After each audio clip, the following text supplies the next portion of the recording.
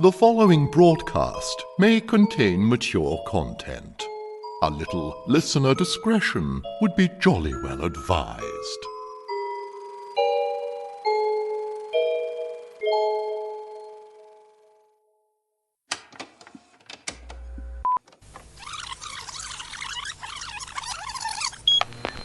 Cast out by my parents, I ventured forth into the vast world beyond.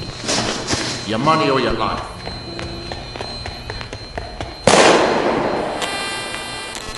For what it's worth. With the end of the world. I suddenly felt my mind getting hazy. My thoughts more labored. My grip on consciousness ever weaker. And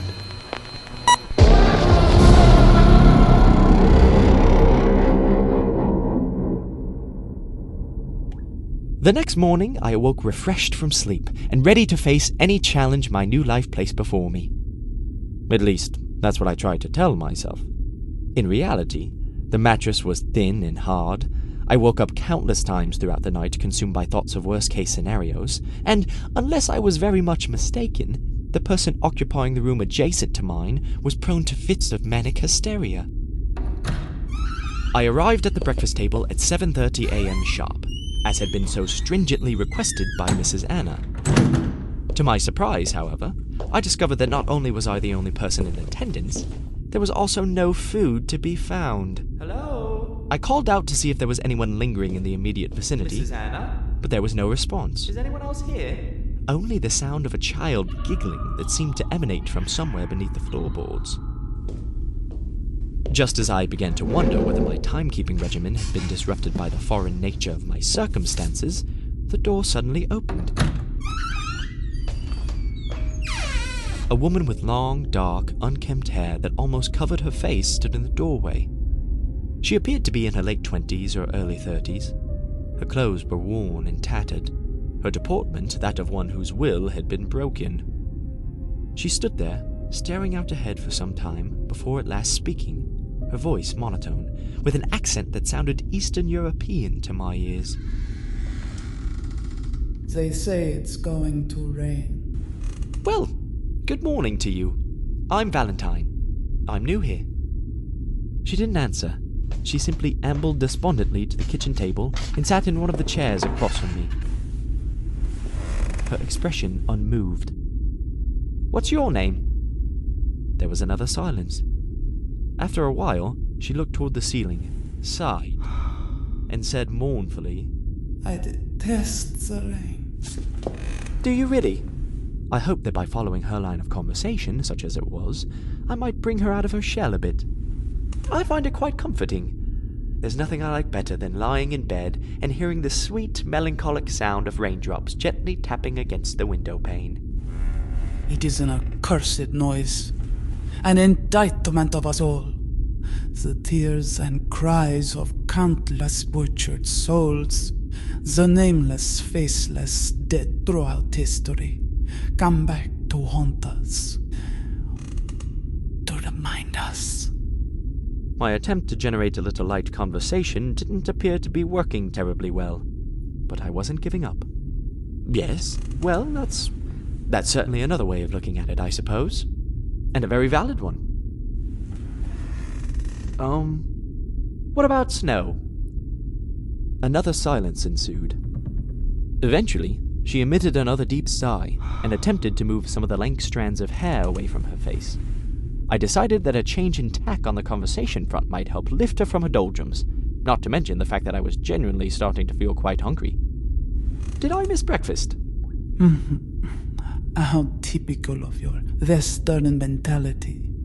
More concerned with your gut than your conscience. It wasn't quite the response I'd hoped for, but still, it was a start. Well, no, It's just that Mrs. Anna was very specific about breakfast time. If I've missed it, it doesn't really matter. I'm never that hungry first thing anyway. It was a lie, but one that felt justified under the circumstances. So what? What are you trying to say? That Mrs. Anna is a liar? No, of course not. I was simply... I was just trying to abide by the rules. Rules. What do you know of rules? You're just a baby. Well, without wishing to sound disagreeable, I am actually a fully grown adult, and I do believe in playing by them. You are an arrested child. It's plain for any fool to see. You know not rules. Rules are tools, and only as versy as the hands they are placed in. The conversation seemed to be taking a turn for the worse. However, I certainly wasn't about to back down on a point of principle. Be that as it may, I distinctly remember being told quite categorically that breakfast would be served at 7:30 a.m. on the dot, and so, here I am. And if someone told you that you were a cow, you would squeeze your breasts and offer me milk, I suppose. I don't know that that's... Words. What are words? Words are not important. It's deeds that matter. Yes, indeed. And serving breakfast is a deed. There is no food. You must go hungry like the hordes of wretched souls you never gave a second thought to. Except for the few guilt-ridden seconds when reading your newspapers and chewing your toast, only to turn the page to smaller tales of smaller pains that caused you smaller sadness. Here you must go hungry, no matter how you saw yourself before. Here you are nothing. Nothing special. I'm sorry, I've no desire to appear difficult, but I paid good money to retain the services of this establishment, and I think I have a right to expect what I was promised. You can expect what you want, but you'll get what you're given. Your money does not talk here. The only thing you will get here is what you deserve. Everybody does, eventually, at the end of the world. Her combative tone triggered an aggressive aspect of my personality that I rarely ever gave public voice to, but in this instance, I felt compelled to vigorously express my displeasure. Let me say first of all that what I deserve has a judgmental tone to it that I find wholly displeasing, especially from someone who has known me for all of 5 minutes. Secondly, my money is as good as anyone else's, and when I part with it, I expect something in return. Now, I was promised a full English breakfast, and that is what I intend to receive. However, if you are some sort of agent of Mrs. Anna sent here to dissuade me from expecting what is rightfully mine, I would respectfully ask that you identify yourself as such now, so that we can draw a halt to this ridiculous charade. Strong words from such a small child. She flipped away a greasy lock of hair from her eyes and stared impassively into the middle distance. But I was still feeling decidedly agitated. I will ask you one more time, and I expect to receive a straightforward answer. To the best of your knowledge, have I or have I not missed breakfast? How should I know? I just arrived. I just assumed that... Of course you did. You people always assume you know so much about those around you, when the truth is, you know nothing. Actually, I think it's you that's doing the assuming, but never mind. Anyway, it looks like we've both missed breakfast. For the first time, she looked me directly in the eye, her plaintive expression unchanged. I am not missing breakfast. I am not missing food. How can I miss breakfast when I am missing my stomach? You're missing... I'm sorry, what was that? I have no stomach for food. I have no stomach. You understand, yes? It was blown apart by a 12-gauge shotgun. Your stomach? A man from a neighboring village. A man I had known since I was a child. He blew it to pieces in search of a greater Serbia. Overnight, I changed from being a fellow resident to a filthy rodent. People can be so fickle, no? And grudges run so deep. Then he turned his gun on my daughter, my screaming, petrified little girl. So yes, now I am missing my stomach and my child. I stared at her in shock and disbelief. I don't know what to say. I'm quite speechless. And I am quite stomachless. But doesn't it hurt? What's to hurt? There's nothing there. But how could anyone do such a thing? Why not? People can be dead and living at the same time, no? Don't you know that by now? He was living but feeling nothing. Nothing but resentment and suspicion and anger. There are those that are dead inside but still take breath. You would do well to remember this, little boy. She stared at me through squinted eyes, as if to underscore the weight of her words. But it makes no sense. It's senseless. Cruel and senseless. You ask for reason from such people? I was Muslim. That was all that mattered. He saw my faith as skin deep. So he thought if he destroyed the skin, he destroyed the faith. But, as you can see, he was mistaken. She threw her head back with exaggerated pride, as people sometimes do when trying to convince themselves they've won, while knowing full well they lost. I cannot believe someone could be so... I mean, how could they? How could that happen? Why didn't someone stop him? What? You don't have television? All your Western advancements don't include the television set? You see, you know. Don't pretend you don't. Yes, but... But what? You don't like reality TV? Or it's not reality until you find yourself sitting face to face with it at the breakfast table. Is that it? Well, who can blame you, really? Sitting there in your comfortable home, looking at the terrible images and feeling so bad. It's not your fault. You didn't cause it, after all. Who can blame you? Except me. Looking at you. All of the power and asleep at the wheel. Do we intervene or don't we? What will it cost us?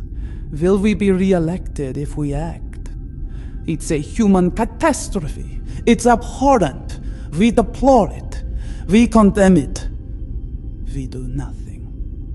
Better to wait. Wait until the killing is done.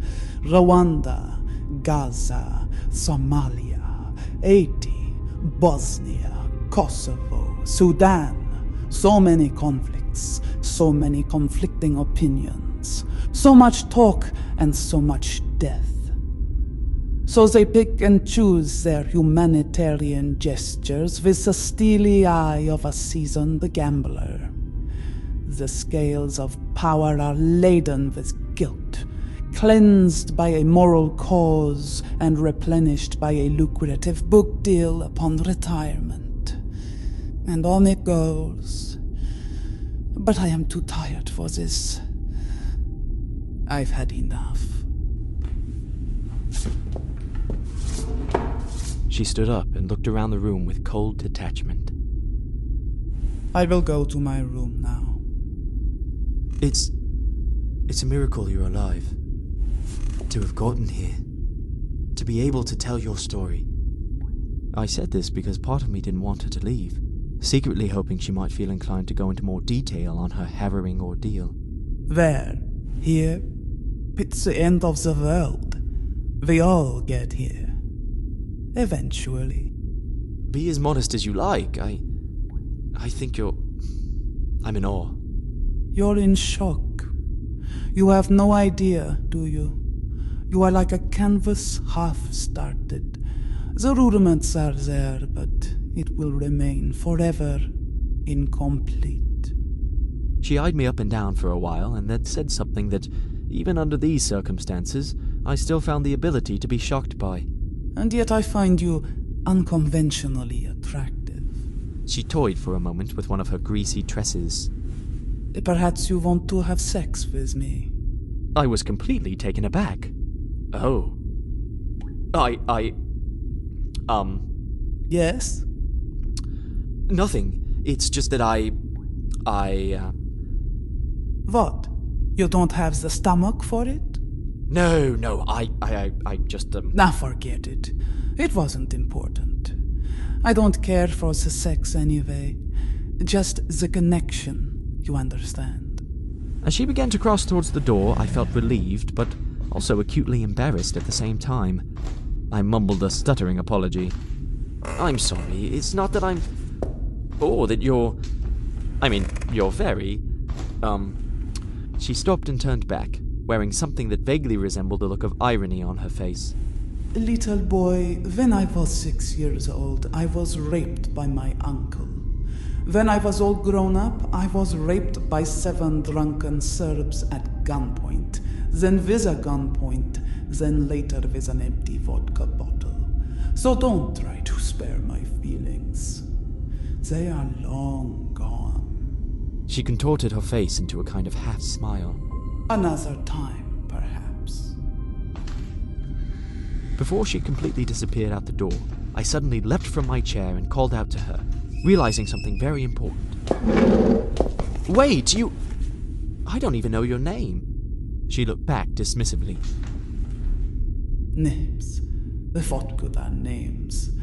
We all have the same one. Eventually. Yes, but even so. Very well, if it makes such a difference to you. My name is Luka. I live on the 2nd floor. Why did that ring a bell? Had I met her before? It seemed unlikely, given the limited contact with the outside world my parents had permitted me. Nevertheless, it was all beginning to feel like a bad dream, with no alarm clock to draw it to a halt.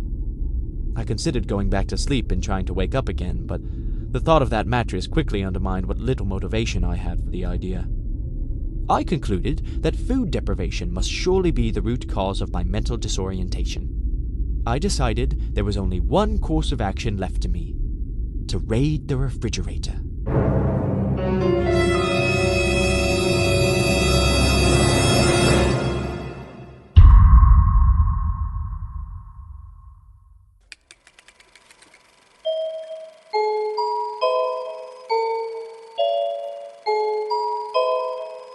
Thank you for tuning in to our show. We do hope you enjoyed it. And if so, why not be an absolute angel and leave us a rating or review on whichever podcast platform you frequent. Thank you. This episode featured Jackson Campbell as Valentine and Andrew Biss as Luka. Our show was written and directed by Andrew Biss.